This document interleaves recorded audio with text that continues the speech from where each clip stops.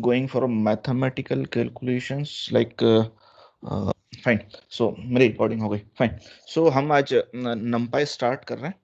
और नमपाई हम ये कर रहे हैं कि हमारा, क्योंकि सारा जो कैलकुलेशंस है, मेरी स्क्रीन दिख रही है आप लोगों को या अभी? या सो नमपाई में हम इसलिए यूज कर रहे हैं क्योंकि हमारा जितना भी सारा कैलकुलेशन आ रहा है वो मैट्रिसेस पे आ रहा है, और हम मैट्रिसेस के लिए बहुत बेटर लाइब्रेरी हमारे पास अवेलेबल है, दिस इज नमपाई. सो हम उसका बेसिक लुक देख रहे हैं आज और कल की क्लासेस में कि हम हमारी मैट्रिक्स कैलकुलेशन कितनी इजी हो सकती है, उस मैट्रिक्स इजी कैलकुलेशन पर हम काम कर सकते हैं. तो usually you are using Anaconda. So Anaconda में आपके पास नमपाई ऑलरेडी इंस्टॉल्ड है. जो डायरेक्टली अगर जुपिटर नोटबुक यूज कर रहे हैं, then they will go for like pip install numpy, so they can directly install numpy in their python package. Fine. So I'm just importing numpy as np. This is just like in convention, like when we are going for numpy as an np, आप कुछ भी नाम दे सकते हैं. मैंने np दिया, और usually एक कन्वेंशन है कि लोग ज्यादातर np यूज करें. So I am just creating an range. So this is np dot a range. हम रेंज वहां यूज करते थे पाइथन में. हम again we are creating an range. So this is np dot a range. So it create a range right from 0 to 14. So I'm just printing a. So this contains a list which contains item right from 0 to 15. So this is my 0 to 14. So this is how we are getting from like 0 to 14 items. So it contains 15 items. Now I'm again going from reshaping this. So this is my simply list. Now I like to reshape it. So I like to reshape it in the 3 comma 4. So I'm just going for 3 number of rows and 5 number of columns. So I'm just reshaping. So I'm printing my a again. So this is my print a, and then I'm reshaping it. So I'm reshaping it in b. So I'm getting 3 cross 5 matrix. So this is my 3 cross 5 matrix. अब 3 cross 5 matrix में हमारे पास क्या हुआ? पहली रो पे हमारे पास एक लिस्ट आ गई. तो पहली, सो इसने पहले 5 आइटम लिए, पहले 5 आइटम यहाँ तक लिए, उसको एक रो में डाल दिया. फिर दूसरे 5 आइटम लिए, दूसरी रो में डाल दिया. फिर तीसरे 5 आइटम लिए, उसको तीसरी रो में डाल दिया. और हर एक रो अब हमारे पास क्या हो गई? एक लिस्ट हो गई. So you can look like here, this is an this is a list. b contains a list, and this list contains again 3 different lists. Like this is list 1, this is list 2, and this is list 3. So it contains like this it contains 3 rows, and it contains 5 number of columns. तो जब हम 3 rows and 5 number of columns पे काम करेंगे, तो हम यहाँ count करेंगे कि हमारे पास एक्सेस कितनी आ रही है. तो मैं यहाँ पे 3 क्रॉस 5 की बात कर रहा हूँ, तो मेरे पास यहाँ 2 एक्सेस आ रही है, एक कॉलम एक्सेस, एक रो एक्सेस. तो कॉलम एक्सेस हमारी एक्सेस नंबर 0 होगी, हमारी रो जो होगी वो एक्सेस नंबर 2 होगी. तो this is my column, this is again my column, this is my column, this is my column, and this is my column. So column जो एक्सेस 0 होगी, this is again, this axis 0 is my column axis, and then second one is row axis. So we are getting this is row axis, right? So I'm just checking again a dot shape. तो a का shape क्या था? हमारे पास 15 items थे. मैंने आपको पहली बार जब टपल पढ़ाया था, तो टपल में भी हमने बताया था कि अगर सिंपल एक आइटम हम यूज करते हैं, तो उस सिंपल एक आइटम में हमारे पास 15 आइटम्स होते हैं. जो 15 आइटम्स में हमारे पास हम लाइक 15 कॉमा null लिखते हैं. तो this is how we can show this is like this is one dimension. And when we are going from this shape, so we are going for b dot shape. So its shape is now again 3 comma 5. So we are containing 3 rows and 5 columns. So अगर आपको check करना हो सकता है, अगर आपके पास कोई numpy का array आ रहा है, तो numpy के array में आप चेक कर सकते हैं. Then I'm going for let's say checking the number of dimensions it contains. So I'm checking that b dot n dimension. So this is again, this b dot shape is again attribute of your class, and this n dimension is again attribute of your class. आपने C++ में पढ़ लिया होगा what are the attributes or the what are the properties, या मैंने भी पढ़ाया था what are the properties of your class or the attributes of class. और again एक क्लास के साथ methods यूज हो रही है, तो हम यहाँ पे a dot shape के आगे आप या n dimension के आगे आप हम ब्रैकेट नहीं लगा रहे हैं. ब्रैकेट नहीं लगाने इसका मतलब ये किसी पर्टिकुलर क्लास के साथ उसका एट्रीब्यूट यूज कर रहे हैं. तो ये एक ऑब्जेक्ट बना है एक numpy क्लास का, और उसके साथ एक ऑब्जेक्ट है. उस ऑब्जेक्ट में हमने क्या आइटम्स दिए, उस ऑब्जेक्ट में हमने ये स्टेट उसकी इनिशियलाइज करी है और उसके एट्रीब्यूट्स. तो उस पर्टिकुलर स्टेट के साथ एट्रीब्यूट्स क्या रहे हैं? एट्रीब्यूट्स में हमारे पास एक आ रहा है नंबर ऑफ डायमेंशंस. तो नंबर ऑफ डायमेंशंस कितने तरह है? This is 3 cross 5 matrix. It means it contains 2 dimensions. Then this is b dot shape. Sir This is again at तो योर क्लास, हाँ सर ये बोलो। प्रिंट ए डॉट शेप में जो हमारे पास 15 का आउटपुट आया है, सर इसमें 15 क्या है, मतलब जो कॉमा के पहले वो नंबर ऑफ रोज है या नंबर ऑफ कॉलम? ये क्योंकि एक वेक्टर है, अभी जब हमने यहाँ a dot n p dot बनाया था, दिस इज ए वेक्टर। तो वेक्टर में हम, हमारे पास number 15 number of items available है। अब वेक्टर है, अब वेक्टर को आप कैसे रिप्रेजेंट कर सकते हैं? मैं उसको 15,0 तो नहीं लिख सकता था, 15,0 होता तो मैट्रिक्स हो जाता। मैं उसको 0,15 भी नहीं लिख सकता था। अगेन इसका मतलब ये होता है कि हमारे पास ये 2 डायमेंशन हो गया। हमने सिर्फ 15 लिखा है, इट मीन्स मैं जब a इक्वल्स टू 15 भी लिखता हूँ तो बाय डिफॉल्ट वो टपल में जाता है और 15,0 आता है, 15 कॉमन नल आता है। ये सर, फाइन। बट जैसे हमारे पास जो हमने बी का शेप निकाला सर, उसमें पहले कॉमा के पहले 3 आया, यानी 3 हाँ नंबर ऑफ तो रोज है बेसिकली। हो जाए, अगर हमारे पास ये इसके बाद सेकंड में कुछ भी नहीं है, इसका मतलब नल है। इसका मतलब ये वन डायमेंशन, हमने यहाँ लिखा this is one dimensional a dot n dimension. तो it means that you are containing one dimensional data, so this is vector. Okay sir. Then again, I am just creating again C. C is now again my new variable, or C is again my an object of NumPy class. So this is, it contains np dot arrange. So it contains 16 items right from 0 to 6, and I am again reshaping this 16 items in the form of 2 cross 2 cross 4.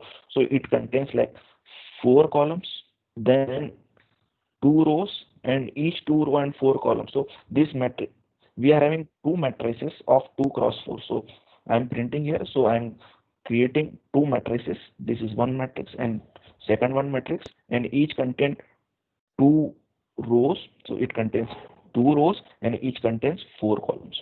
Fine. तो इस बार इसका मैं implementation आपको दिखाऊं, मैंने दिखाया था, implement करा था। लेट मी चेक, मेरे पास ये आ रहा है। हाँ, सो आप लोगों को एक मैट्रिक्स दिख रहा है?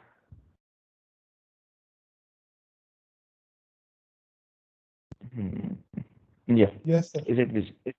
ओके, ये जो नीचे यस वाला है सर। ये मैंने थोड़ा, इसको छोड़ दीजिएगा, सिर्फ नीचे की 2 रोज छोड़ दीजिएगा। So this is my matrix. तो it contain 0 1 2 3, then 4 5 6 7, then 8 9 10 and 11। Then यहाँ पर हमारे पास आएगा 12, और इसके 5 के नीचे आएगा 13, 6 के नीचे आएगा 14, और 17 के नीचे आएगा 15। सो हमारे पास क्या बनेगा, एक एक क्यूब बन जाएगा। Fine. So this cube contains 4 columns. So this is 4 columns, then it contains 2 rows, और उसके साथ हमारे पास क्या आ रहा है, हमारे पास ये आ रहा है again this is 3 dimensional view of your this 2 cross 2 cross 4। So this is 4, मेरी पहली एक्सिस थी कॉलम, तो मेरे पास पहली एक्सिस हो गई ये कॉलम। तो एक एक्सिस ये वाली, एक एक्सिस ये वाली। सो ये हमारे पास again columns.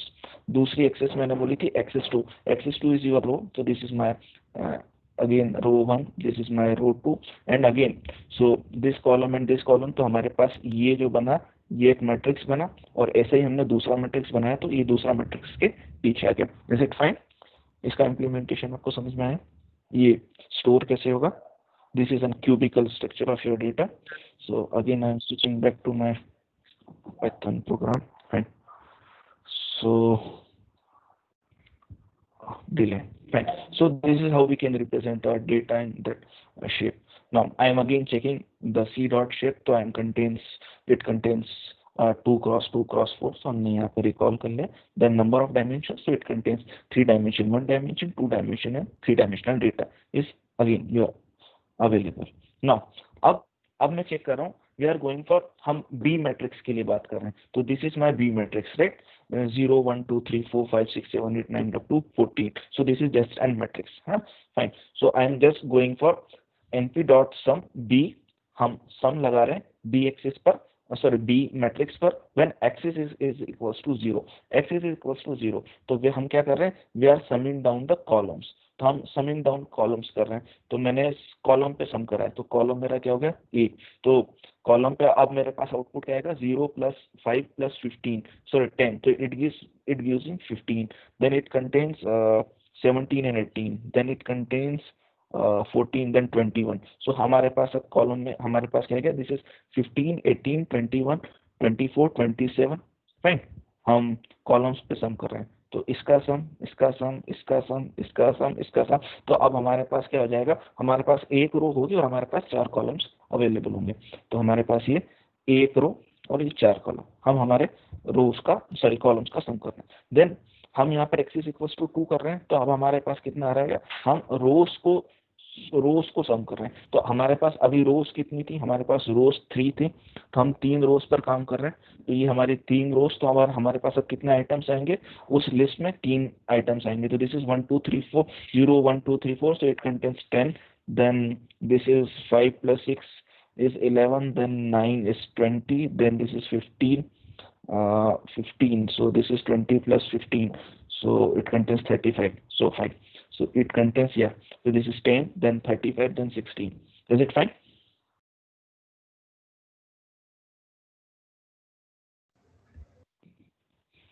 Hello, am I audible? Yes, sir. Yes, sir. तो Sir. समझ में आया? मैं अब कॉलम, अब मैं उस मैट्रिक्स पे जा रहा हूँ। So I am again going for this column matrix, so I am just again going for like np dot sum c, अब मैं उस मैट्रिक्स पे जा रहा हूँ। Then x is equals to 0, fine, तो x इज इक्वल्स टू 0, तो अब उस मैट्रिक्स पे मैं कॉलम पर जा रहा हूँ। तो अब सम कहाँ होना चाहिए, तो मैं वापस पॉइंट पे जाता हूँ, कॉलम पर सम कर रहा हूँ। तो कॉलम पर सम क्या आएगा, this is 0 and 8, this is 1 and 9, this is 2 and 10, this is 3 and 11, again 4 and 12, then this is 5 plus 13, then 6 plus 14, then 7 plus 14. Is it fine? Column को सम कर रहा हूँ मैं, एक्सिस 0 पे सम कर रहा हूँ। समझ में आ रहा है? हम Yes, किस sir. पे सम करने की, तो हम Yes, इसका sir. अगेन आउटपुट हम फिर चेक करते हैं। तो इसका आउटपुट आ रहा है 8 10 12 14, मैंने वही बताया था। देखो हम कॉलम पे सम कर रहे हैं, तो मेरे पास कॉलम में क्या आ रहा था, this is first row, this is again लाके रो में आएगी, तो this is 4 plus 8, this is 1 plus 9, this is 2 plus 10, this is 3 plus 11, हमारे पास ये तो आ रहा है, कहाँ आ रहा है, दिस इज 8 10 12 14, फाइन। सो हमारे पास सम कितना आ रहा है, this is 3 plus 11, 3 plus 11 is 14, so this is 8 plus 10 12 plus 14, again similarly 16 18 20 22। इतना समझ में आया आप लोगों को? This is 4 plus 12, so this is 4 plus 12, this 4 plus 12 is your 16, this is 5 plus 13, so this is 18, this is 6 plus 14, so this is 22। ये हम इसमें जाके देखें तो हम वही, this is 4 plus 12, this is 5 plus 13, 6 plus 14, so हमारे पास वही सम आ रहा है। And again moving back, then yeah, then we are summing on the axis 1। अब मैं एक्सिस 1 पर जा रहा हूँ, तो एक्सिस 1 पे अब मेरा सम कहाँ होना चाहिए बताएं जरा। मैं एक्सिस 1 पर सम कर रहा हूँ, क्या क्या सम होगा। पहली बार में मैंने 3 plus 11 करा था, 7 plus 15 करा था। अब मैं एक्सिस 1 पर मैं रो को ऐड कर रहा हूँ। 0 plus 4, 1 plus 5, 2 plus 6, 3 plus 7. 0 plus 5, 4. सो हम इंस्ट्रूमेंटेशन पे जाए तो हम रो को सम कर रहे हैं। तो ये पहली रो, सो पहली रो 0 plus 4, 1 plus 5, 2 plus 6, 3 plus 7, 8 plus 12, 9 plus 13। तो सिमिलरली हमारे पास आउटपुट क्या आ रहा है, this is again 0 plus 4 and just like 0 plus, या हम सेकंड वाले पे ले लें, 8 plus 12, 9 plus 13, 10 plus 14, 11 plus 15। तो हमारे पास ये 11 plus 15 is 26। Now I am again going for np dot sum, now x is equals to 2। अब हमारे पास क्या सम आना चाहिए,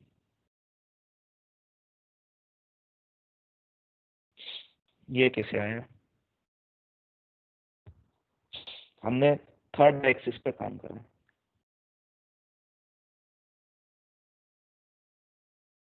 any idea? 6 22 38 54, नहीं। चलिए हम वापस स्विच होते हैं हमारे पर। So this is 9, okay. So हमारी एक्सिस आ रही हैं, पहला आ रहा है 6, ये एक आइटम। हमने कौन कौन सी एक्सिस देख ली थी, हमने ये वाली एक्सिस देख ली थी, हमने ये वाली एक्सिस देख ली थी, तीसरी एक्सिस कौन सी बच रही है? तीसरी एक्सिस बच रही है हमारी ये वाली। तब ये वाली एक्सिस में हमारे पास सम करना है, तो मेरे पास सम कौन कैसे कैसे होगा? सम होगा दिस इज 0 1 सर प्लस 3। हाँ नहीं सर, मैं वही बोले बता रहा था। नहीं sir, this is 0 1 plus 2 plus 3, then again 8 9, then 10 and 11 इसका sum, then again 4 5 6 7, so this is 4 plus 5 is your 9, then 9 plus 13 is your 22, so you will get like this is 6, then you will get 22, then this is 8 plus 9, this is 30, this is 20, then 30, then this is 38, so you will get 38 और बाकी का जो भी item होगा। Fine, सो हमारे पास items आ गए। This is like 6 22 38 and 54। Is it fine?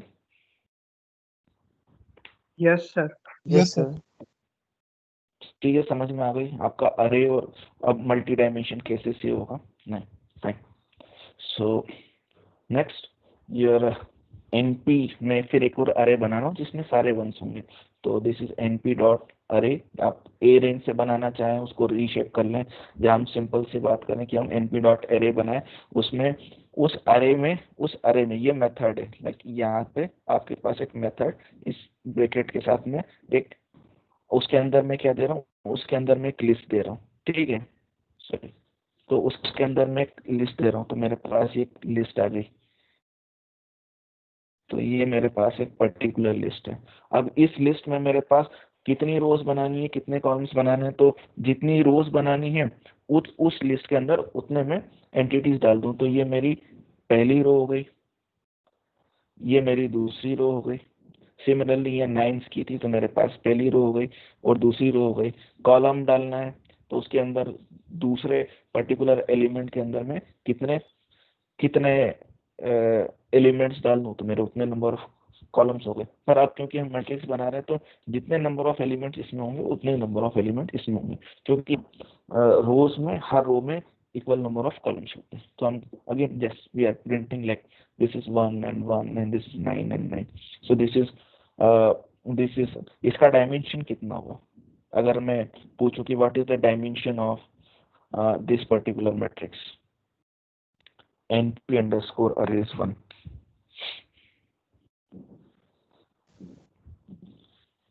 two dimension. okay, Two. now what is the shape? Fine, what is the shape? 2,1. 2,1 again 2,3, 3,2, 3,2, 3,2. 2,3. so it contains 2 rows and 3 columns, so like this is shape is 2 cross 3 and its shape is again 2 cross 3, right? Now I'm just concreting this two matrices, इस matrix को और इस matrix को मैं concrete कर सकता हूँ। दो तरीके हैं, कॉलम से कंक्रीट करूँ या कंकेटेनेट करूँ, या कॉलम से या रो से। तो मैं एक्सेस 0 पे कंकेटेनेट करता हूँ, तो मैं एक सिंपल मेथड कॉल कर देता हूँ। सो उस मेथड में भी फिर मैं 2 अरेज पास करता हूँ एज एन लिस्ट। याद रखना यहाँ पे लिस्ट हमेशा अब लिस्ट आएगी, तो ये इस लिस्ट में हम पहला मैट्रिक्स देन दूसरा मैट्रिक्स, तो पहले पहला मैट्रिक्स आएगा, दूसरा मैट्रिक्स आएगा, देन एक्सेस इक्वल्स टू 0। तो एक्सेस इक्वल्स टू 0 मतलब इस हम कॉलम वाइज ऐड कर रहे हैं, तो पहले ये वाला मैट्रिक्स आ जाएगा, उसके बाद दूसरा मैट्रिक्स आ जाएगा। तो this is again your matrix. Now what is the shape of this particular matrix is 4,3. 4 cross 3, yeah, so this is 4. Now again अब मैं इसको एक्सेस 2 पर ले जाने की कोशिश करूं, तो मेरा मैट्रिक्स का शेप क्या होना चाहिए? अभी मैं एक्सेस 0 पर ले रहा हूँ, अब मैं एक्सेस 1 पे ले जा रहा हूँ, मतलब मैं वर्टिकली कॉन्केटेनेट कर रहा हूँ।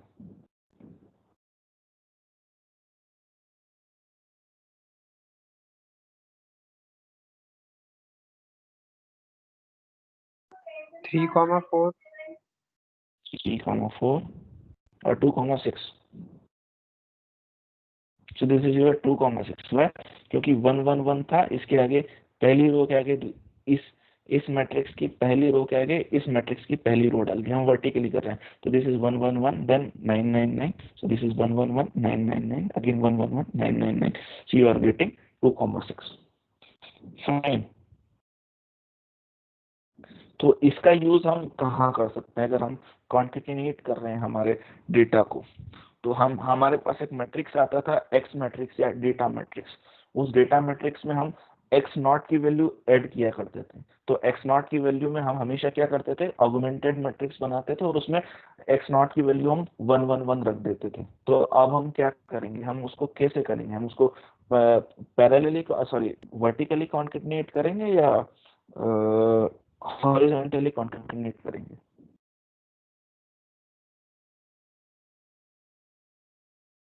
बताएं। हम लीनियर रिग्रेशन में काम कर रहे थे। लीनियर रिग्रेशन में हमारे पास एक्स नॉट आ रहा था और एक्स नॉट को हमने 1 1 1 पर 1 1 1 करके आइटम्स ऐड करे थे उस मैट्रिक्स के आगे। तो हम कॉन्केटिनेशन कैसा करेंगे, हॉरिजॉन्टली या वर्टिकली?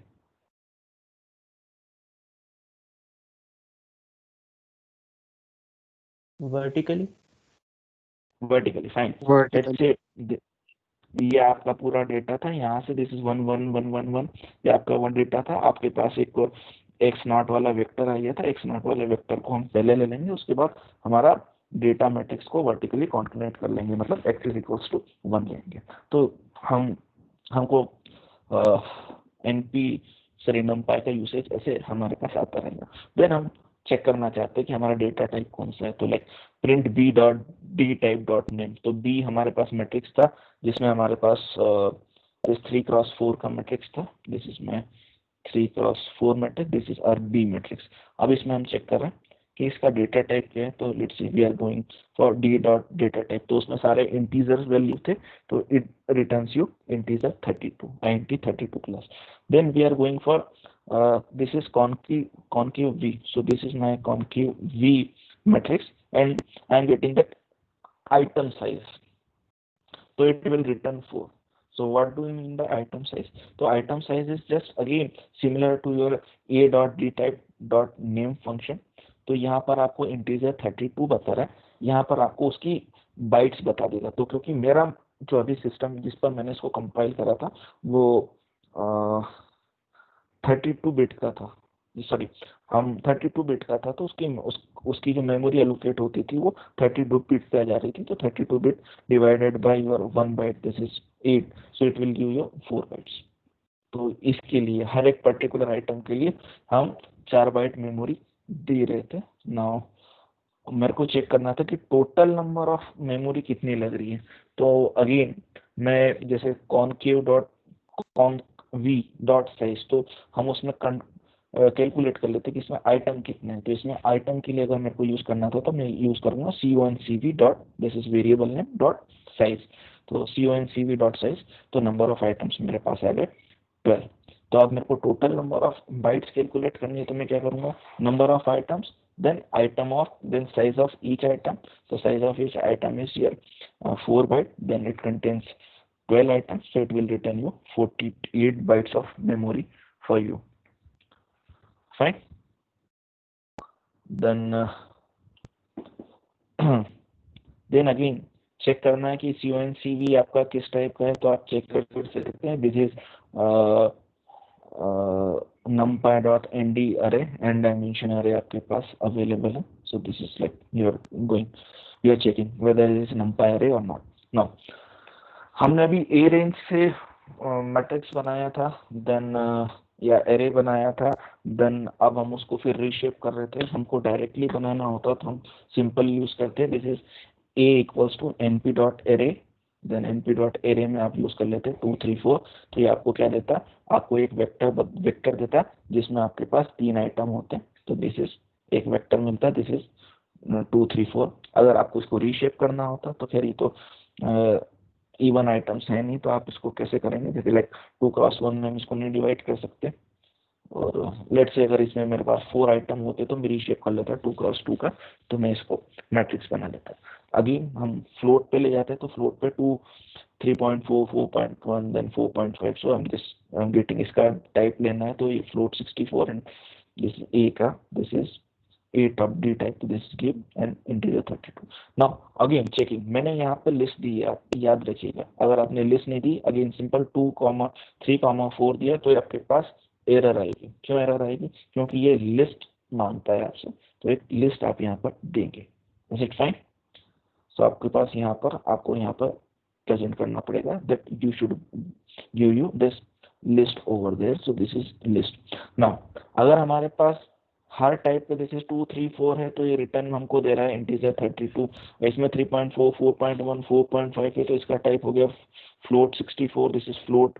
अगर मेरे पास मान लीजिए कि कुछ आइटम इंटीजर के थे, कुछ आइटम मेरे पास डेसिमल के थे, सॉरी डेसिमल थे, तो बाय डिफॉल्ट जब ये रिटर्न करेगा तो बड़ी साइज क्या है, फ्लोट 64 है तो बड़ी साइज में हमको ये रिप्रेजेंट करेगा दिस इज फ्लोट 64, क्योंकि बिगेस्ट साइज जो होती है वो यहाँ पर ये रिटर्न करता है। Is it fine? Then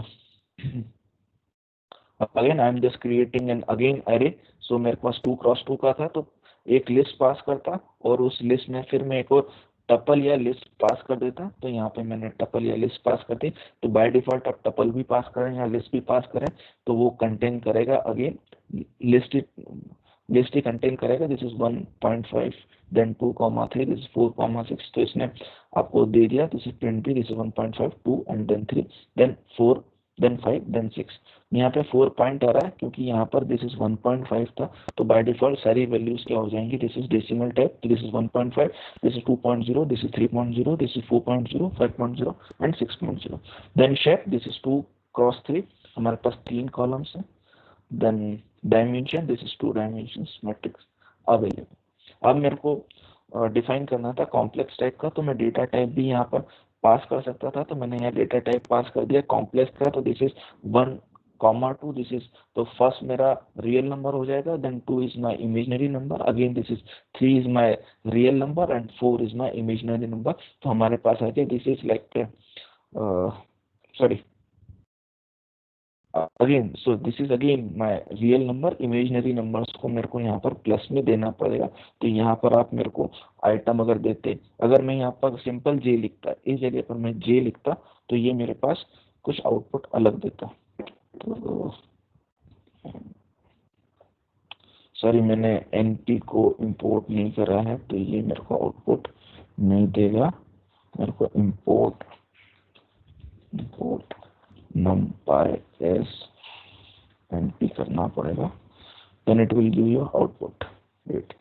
It is working. K is not identified, so 1 plus g 0 j, then it will give the output. Fine, so it will give you simple output. क्योंकि जे अगर मैंने सिंपल जे लिखा था तो वापस समझ जाइएगा, हमने पहले बताया था कि हम अगर कॉम्प्लेक्स नंबर लिख रहे हैं तो जे के पहले एक न्यूमरिक डालना पड़ेगा, अदरवाइज जे को वो एक वेरिएबल मानेगा। फाइन, और अगर हम सिंपल 0 लाना चाहते हैं तो हमको जरूरत नहीं है यहाँ पे जे लिखने की, सिंपल आपके पास आइटम आ जाएगा। अदरवाइज अगर आपको सिंपल 1 की जगह पे लाना है, लेट्स से 2j, तो हमारे पास 0 plus 2j आ गया। So this is how you will go for like a different implementation of your complex data type. Now मेरे को सिर्फ 0, 0, 0 का एक स्पार्स मैट्रिक्स बनाना है, तो मेरे पास एक मैट्रिक्स बनाना है 0, 0 का, और दिस अगेन मैं सिर्फ 3 पास कर रहा हूँ। इसका मतलब ये कि एक एरे बनेगा जिसमें मेरे पास 3 आइटम्स होंगे। अगर मेरे को मैट्रिक्स बनाना है 0, 0 का, तो अगेन np.0, तो मेरे पास 3 क्रॉस 4 का एक मैट्रिक्स बन जाएगा 0, 0। आपको स्पार्स मैट्रिक्स बनाना है 0, 0 का या 0, 0 का एक मैट्रिक्स बनाना है, तो आप जीरोस डाल के आपको जितने डायमेंशन यहाँ डालना है उतने डायमेंशन डाल सकते हैं। 1 का मैट्रिक्स बनाना है तो np.1 हम यूज कर सकते हैं। आपको ये नहीं बोला कि np.16 बना ले, np.17 बना ले, तो वो नहीं होगा। आपको np.1 का एक मैट्रिक्स बनाना है और उसमें आप फिर 17 ऐड कर दें, लाइक मैं इसको बनाता हूँ, जैसे लाइक इसको मैं बोल देता हूँ z equals to 0, then print 17 plus z, तो you will get like 17 matrix. अगर मेरे पास 1 का होता तो मैं मल्टीप्लाई कर देता। Is it fine?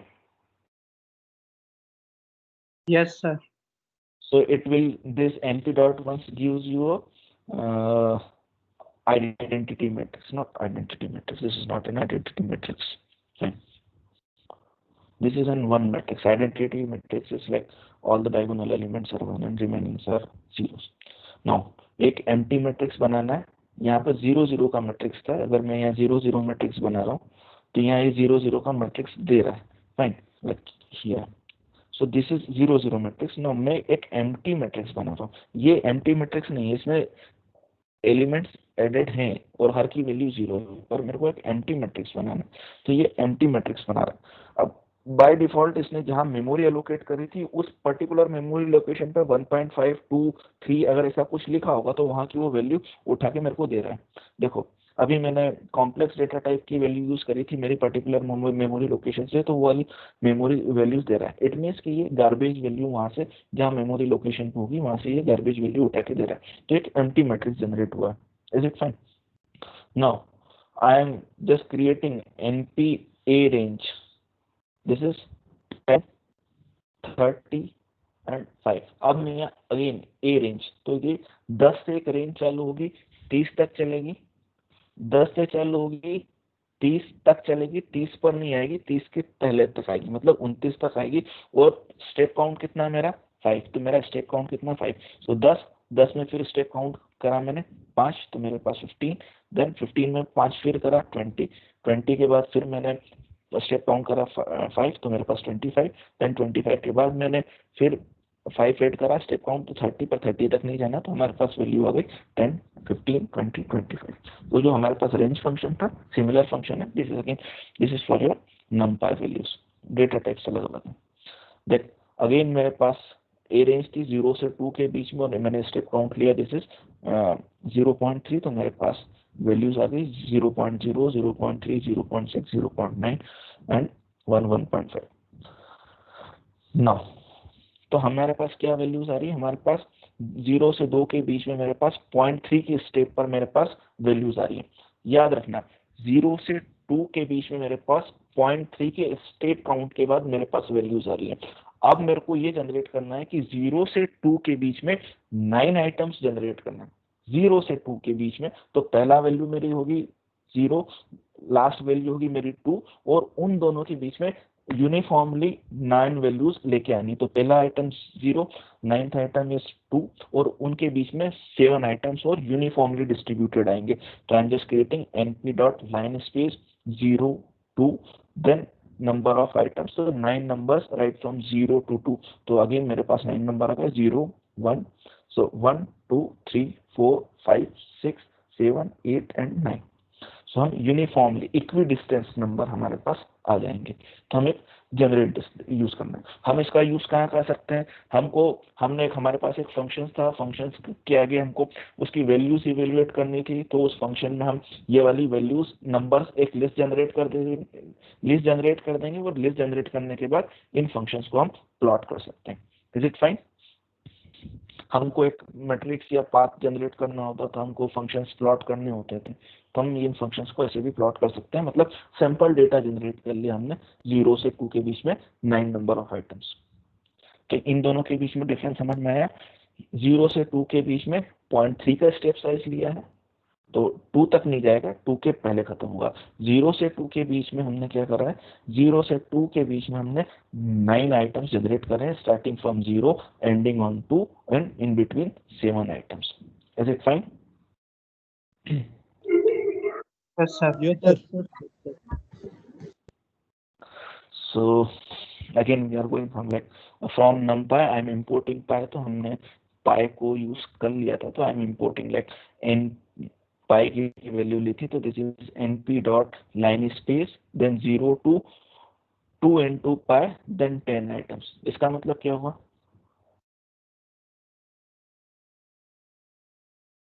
कोई नहीं तो बताओ। सर 0 से लेके 2 into पाई तक जाएगा और 10 आइटम आएंगे। ओके फाइन, तो 0 से लेके 6.1, 3.14, 6.28, तो 0 से 6.28 के बीच में हमारे पास 10 वैल्यूज जनरेट हो जाएंगी equi distant, fine. So this is 0.69, this is 1.39, तो हम equi distance, this like again for this is sin x.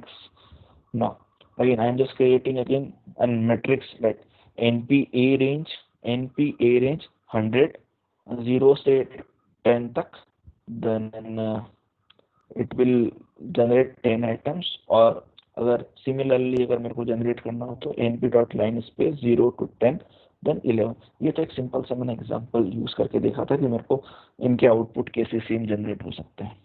तो this is how we will get different values, fine.